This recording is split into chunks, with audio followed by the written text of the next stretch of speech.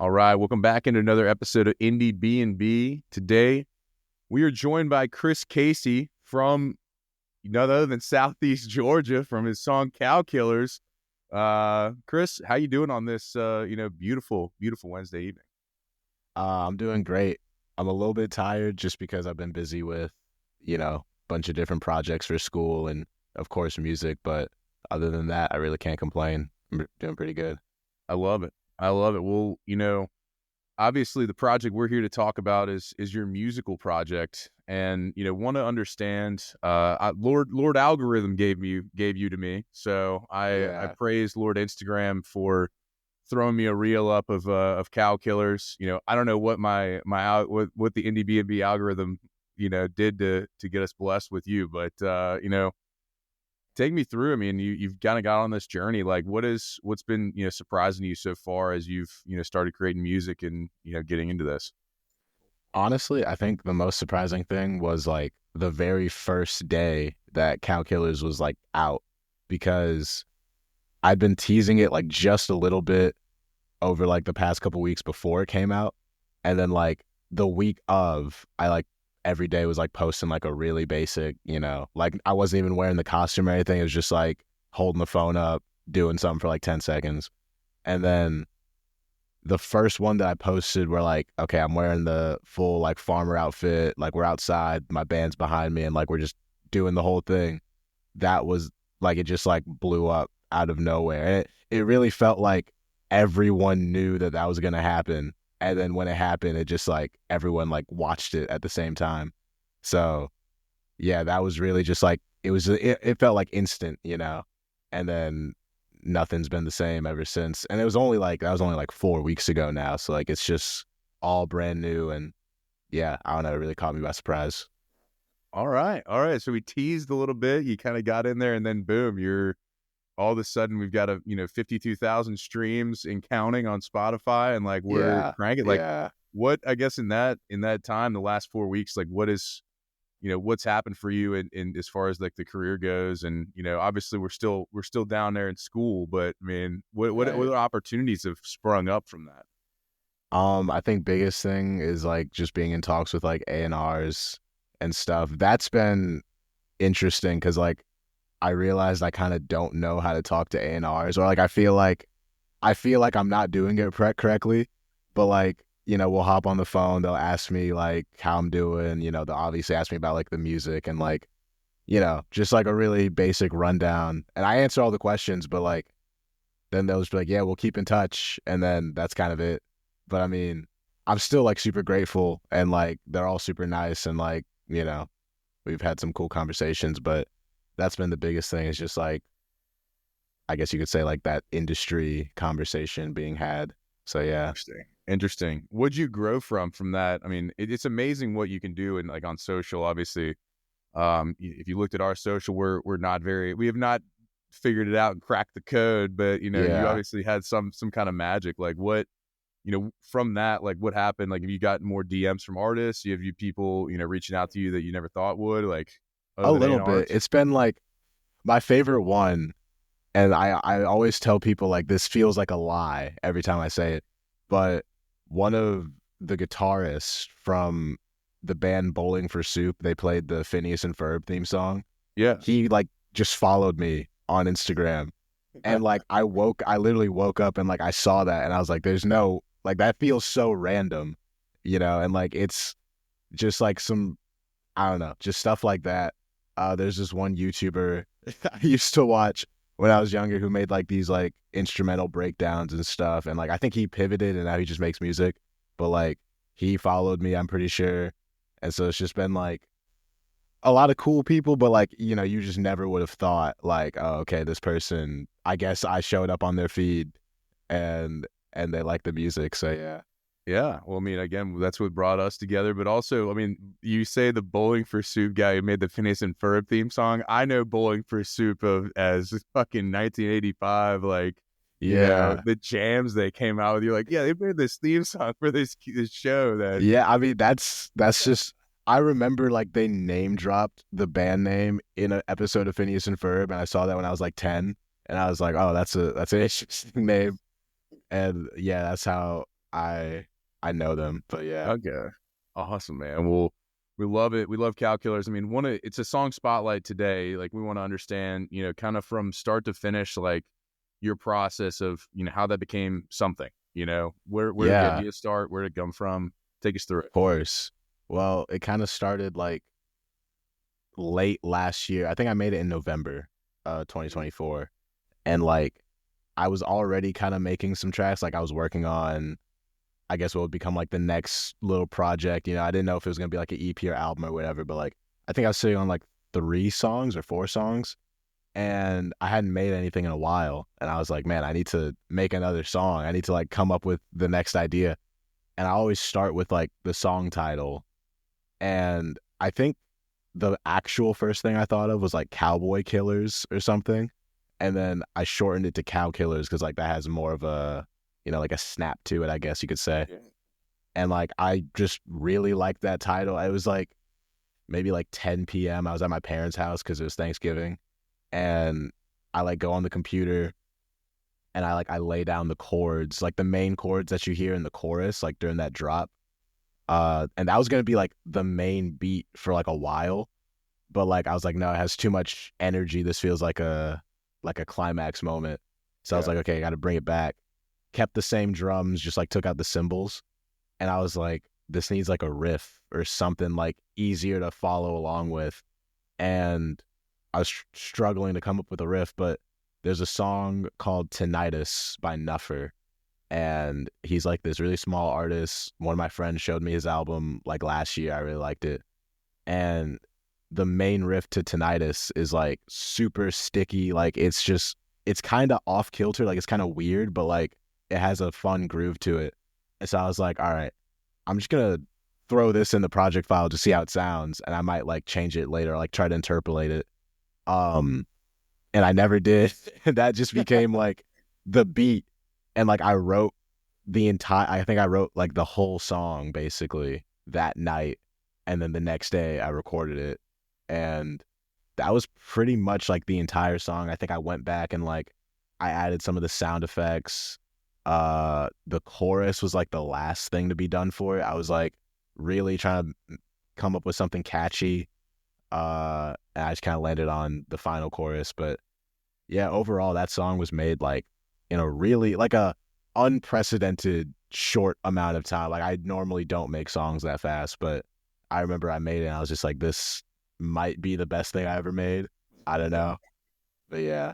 It's funny when you say that a lot of the people we talk with, it's like, some of the ones that we like, the spotlight songs, I don't know whether it's like just my brain and like it gravitates to the songs that take the shortest amount of time for people to make. It could be that I'm just a simple guy, but like I don't know, like Yeah. I just I don't know. That's like a thing I think with like a lot of art. Like usually it's, and, I don't mean to, this might sound like pretentious, but like usually it's like the bigger songs take like the least amount of time. And like you'll always hear them say that in interviews. And I don't know, like it feels like premeditated almost the way that it happens so often. But yeah, it's super weird. just comes out of you. It just comes out of you. Right. Well, I mean, like obviously it's got a little, southern twang. The lyrics, have some we got some loaded lyrics in there. We won't lie. Yeah. Like Yeah. Yeah. so Yeah. talk me through like I guess coming up through, interesting you start with song title and then you come down from there to music and then we go and is Right. it lyrics after that or kind of music and lyrics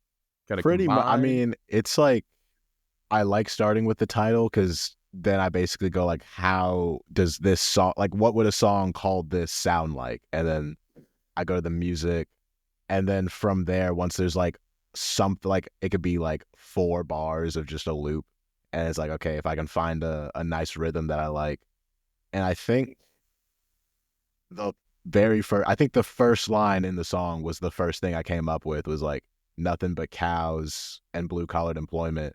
And I was like, that's kind of funny, I guess. And Yeah. then I just kept like doing that over and over. And I think one line I came up with was like nothing but Trump flags. But I thought that was like way too on the nose. So I was like, okay, let me dial it back.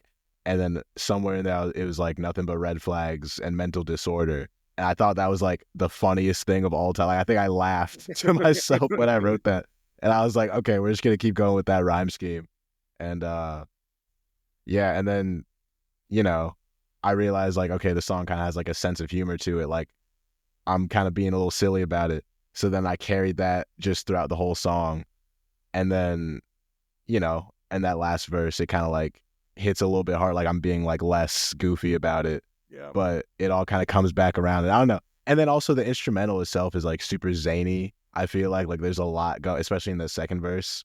There's a lot going on towards the back end, and like I don't know. I feel like it all comes together and has like this really cool personality of like I'm saying something, but also like I'm not like it's hard to tell like how serious I'm taking it, but like there's Yeah. definitely some impact there. Yeah, for sure. I mean, I think like anytime you throw out a region, like is like a kind of and in your voice, which one of the things I really noticed about you is like your voice kind of cuts through any kind of instrumental and everything, and like it's unique and you don't forget it, right? Like when I heard Southeast Georgia, like that's a like I'm gonna like if I hear it, I'm gonna be like a Chris Casey, like boom, like it's Yeah. who it is right away. It's so unique and like such a identifier. And then you hear, obviously we live here in Atlanta. It's like, all right, somebody talking about South Georgia, like, I grew up in Marietta. I grew up, up in this area. I went to school in Middle Georgia. I know about Southeast Georgia. This guy's, making a song about it. I'm like,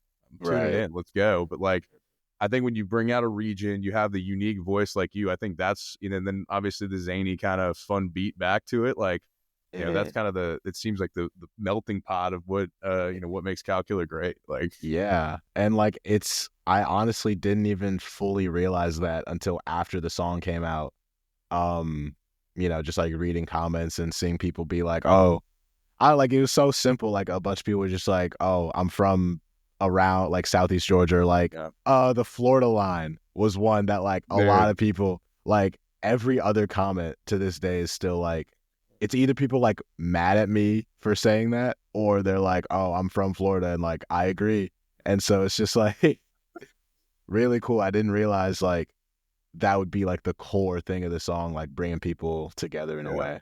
It's So yeah. it's funny, like it's the South is unlike any other place where I think we have such pride in like our regionality and like of any kind of I'm from here. Like I don't claim Atlanta. I claim Atlanta now because I've lived here for a while, but like when you live in Marietta and you're people who live in Atlanta, you say that you're from Atlanta, you're not. Like you live in Marietta. You don't live here. Like you don't live at ITP, like it's just such an interesting thing. Like you don't get that, and other people just don't give a fuck where they're from. Like it's just like, all right, like I don't know why you guys are so angry about where you're at, but I don't know where that comes from. But it's so funny. Then you shit on Florida and people love it, man. I mean, like that's the ticket. Well, kind of getting into where we're going from here. What you've done in the past as far as like live show, different things. Like what's that look like for you so far? And I'm sure this Calculator has probably opened up some doors in that aspect as well. Oh yeah, definitely. Well, this past Friday we did a show, and like I've been doing shows since like I want to say like halfway through 2023 is when like I did my very first show, and I've just been trying to do them consistently. And they've been cool. A lot of the time though, it's like the attendance of people, like the amount of people that show up has a lot to do with like who put the show together, like who else is on the bill, And the show we did past Friday was like awesome because it was really it was me, it was my friend Nolly, and then it was my other friend's band, Lifelong Gap Year. And that was probably like, it probably wasn't the biggest show, but like, it was packed out. Like it was a house show. So like we stayed in like my bandmate's living room, but like, man, there were probably at least like 30 people there. And that doesn't sound that crazy, but like 30 people in like a living room. Yeah. And like it's just like person to person. Like that was really cool. And like I've wanted to have that for like a long time, honestly. And then we did Calculars, and that song went crazy. Like it felt like everyone knew the words, and during the drops, like, we're just like jumping up and down, like it's going so crazy, and it was sweaty, and like I was so tired by the end of it, but like that was so much fun. And I don't think that show would have had that energy had like, everything not just pop off a little bit. So yeah. Yeah, I mean, I think like those are the ones you probably are going to remember for a while when you're, hey, when you're selling out the arena, you're going to be like, man, dude, we could be playing that fucking basement party we had that one time though was fucking sick. Like, what are we Right. talking about? Um, well, that's awesome. I mean, like, as far as getting you into some venues, like, are there local places that you played in Statesboro or in, Savannah? Like, what's kind of that scene look like?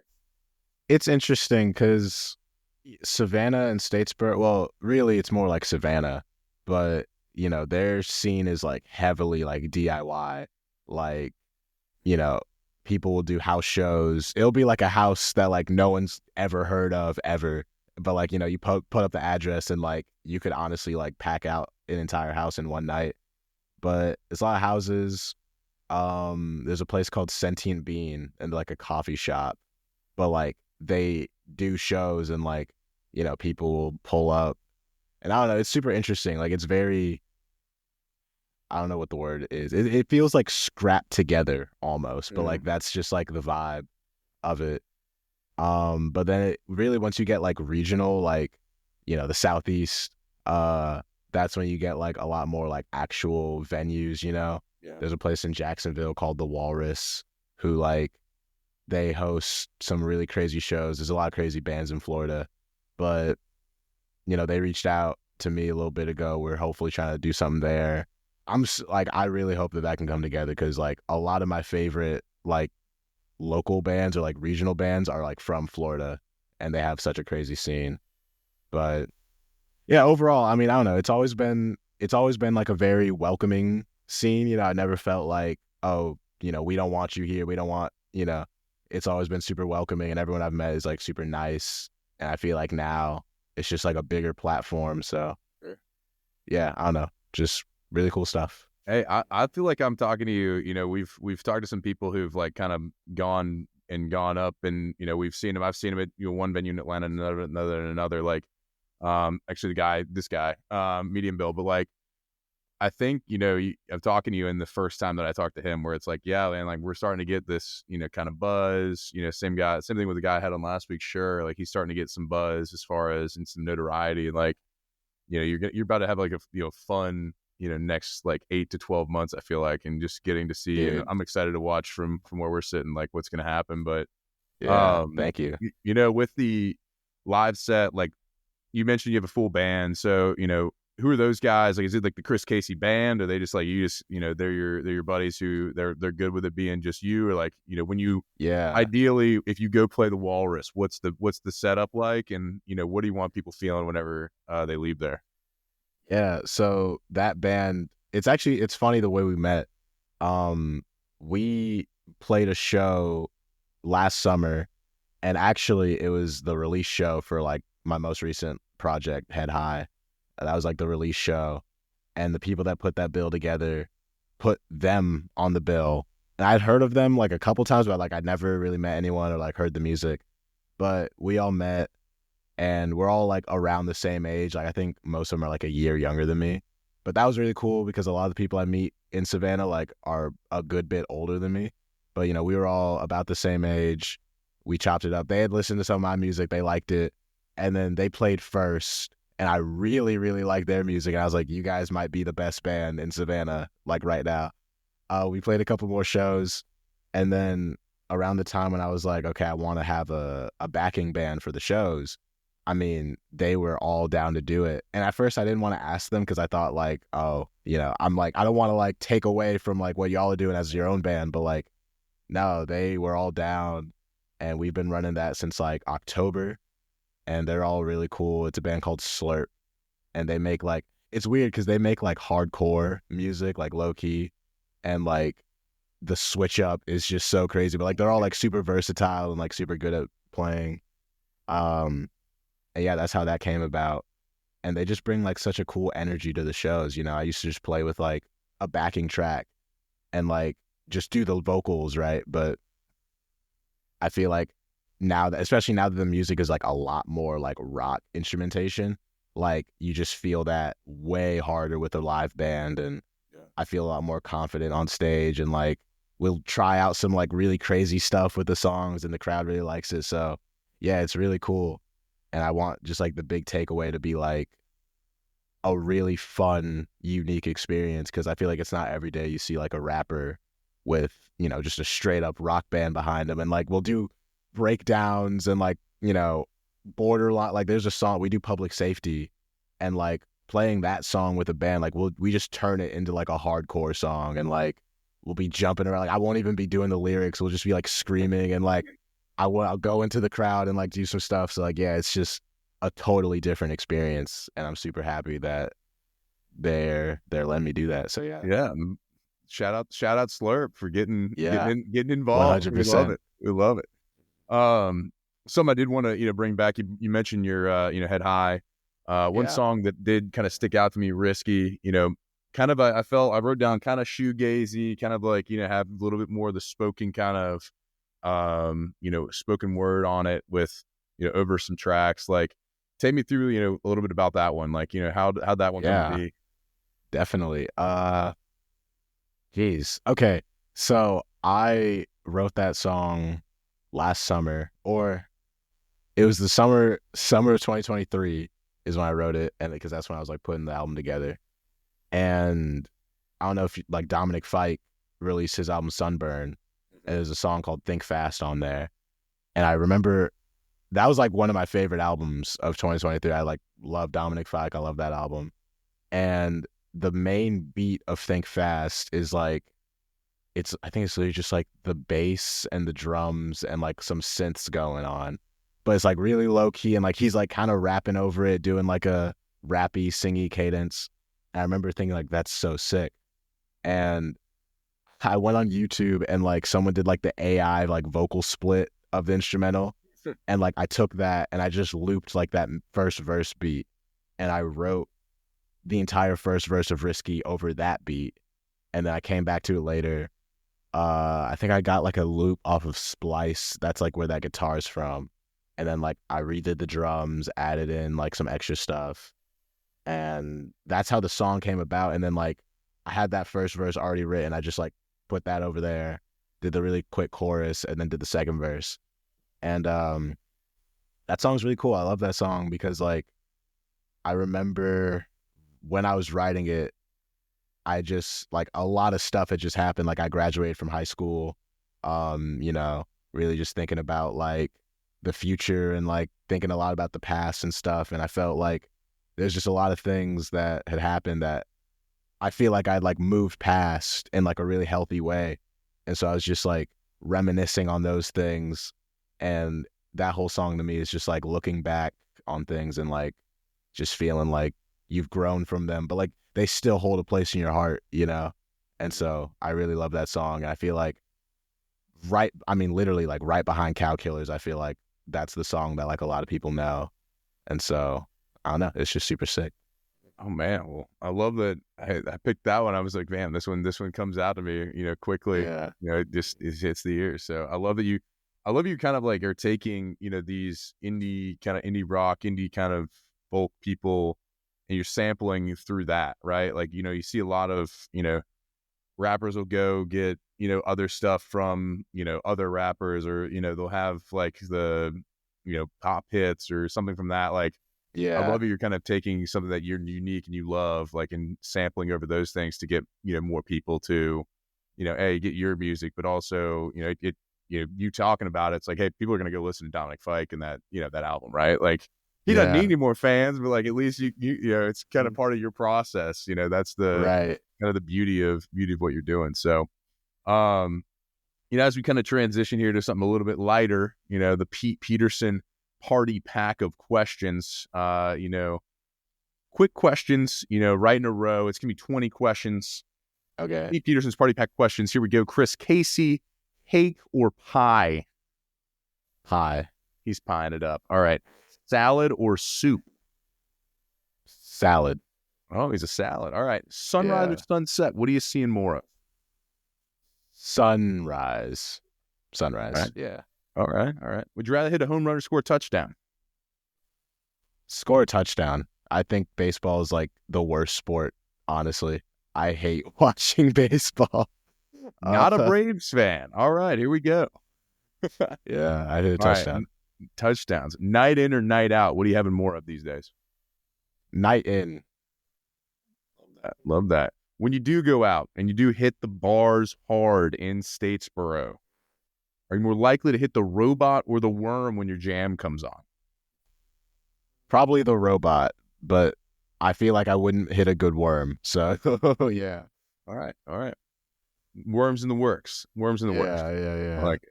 Guac or queso at your favorite Mexican spot? Queso. He's quesoing it up. All right. Waffles or pancakes? Waffles, easy. Easy. Okay. Coffee or tea? Tea. Teeing it up. All right. Yeah. Dogs or cats? Dogs, but it's close. Close. Okay. Yeah. Do you identify more as a ninja or a pirate? Probably a ninja. Ninja. He's swift. We like it. Getting in and out. Let's go. Gatorade or Powerade? Powerade. He's from Georgia, Coca-Cola Company. Let's go. No free ads. Anyway, toast or bagels? Bagels. It's going to be bagels. Yeah. All right. Chips or pretzels? Chips. Fries or tots? Fries all day. All right. TV show or movie after a long day? TV show. 100%. I love it. Are aliens real? Yes. What about Bigfoot? Bigfoot is not real. Not real. All right. Is love at first sight real? I'm going to say no. No love from Chris Casey at first sight. We love it. All right, and final question of Pete Peterson's Party Pack. You've mentioned a couple bands already, obviously Slurp, Niffer, but who are some bands that we ought to check out that we might not know? Who are some of your people that you've been somebody you'd recommend listening to? I think I've been on a Title Fight kick since like last spring. I cannot stop listening to Title Fight. I love all of their albums. I think Floral Green is my favorite. And I love watching their like old sets back because like I've literally never seen, like they'll have people running up on stage doing front flips and crowd surfing, and like Ned Russin hardly even like does vocals half the time. Like he'll just be like, he like the energy is just so off the charts, and like I love everything that they were doing back then. So I love Title Fight. I love Laundry Day as well. They're much more of like a pop band, but like Laundry Day makes some really cool music, and like you'd think they'd have more fans, honestly. Like I'm very surprised like you could still consider them being like underground, but like they're super poppy and like have a lot of personality. So like yeah, those are like my two favorite bands right now, I'd say. I love it. All right. Last little bit of here before we let you go. If you'll pull out your mobile device, what was your last Spotify, Apple Music, whatever your streaming search? What was the last thing that you searched? So I looked up an artist by the name of Yes Daddy, and he is from Mobile, Alabama, and I know him because we did a couple shows together in Statesboro while he was touring, and he makes like indie sleaze, pop, like electronic, like that sort of thing. Honestly, like super cool dude. Pretty crazy artist, super underrated. I feel like he makes some really great music and more people should know about it. So yeah. All right. We love that. My last search, other than Chris Casey, all caps, you can find him on Spotify and all the streaming platforms, was Bryce Vine. He is Really? he's headed to Atlanta. He's like you know who he is? You've heard of him? I don't. Yeah, he's like California pop, one of the kind of Quinn 92, but a little bit different. But yeah, Bryce Vine, he's coming on Friday. I might go to stoplight observations. I don't know. We'll see what I'm feeling that day. But Bryce Vine was my last search. Right but on. Chris Casey, thank you so much for stopping by and coming to the Indiebnb. We're fans now, so, anytime you come up to Atlanta, please hit us up, let us know. We'll be there to, if we can support, we'll be there for sure. And everybody check out Chris Casey. check out Cow Killers on all streaming platforms. It'll be linked in the description below. If you're on YouTube, it's that really long link that I can't, do anything about, but it'll be a link directly to his Cow Killer Spotify. So, check everything out. Chris Casey, go listen to, his other album as well. Go listen to Risky. So we appreciate you coming in, man. Thank you so much. Thanks for having me. This was really awesome. And yeah, it's super cool. Super cool. You got it, man.